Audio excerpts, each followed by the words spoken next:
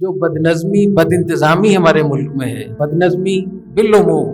مدرسوں میں، اسکولوں میں، کالجوں میں، یونیورسٹیوں میں، سرکاری اداروں میں، عام معاشرے میں چلے جائیں، اس بدنظمی اور بد انتظامی کی وجہ سے بہت ہمیں نقصان ہو رہا ہے۔ یہ بھی ایسی چیز ہے کہ اگر ہم ڈسپلن ہمارے اندر آ جائے تو اس پر بھی ایک ریسرچ موجود ہے کہ اگر ہمارے معاشرے میں ڈسپلن اگر آ جائے تو 70% گناہوں سے جو اجتماعی ہم گناہ کرتے ہیں ان سے ہم بچ سکتے ہیں۔ ایک ایسا دین جس میں اتنی زیادہ صفائی ستھرائی، اتنے زیادہ نظم و ضبط، اتنی ڈسپلن،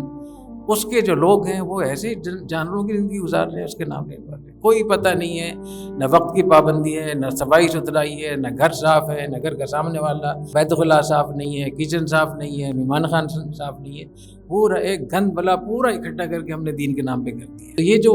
ڈسپلن کی بات ہے، یہ ہمیں اس ڈسپلن کا اہتمام کرنا چاہیے اور بد نظمی بد انتظامی سے ہمیں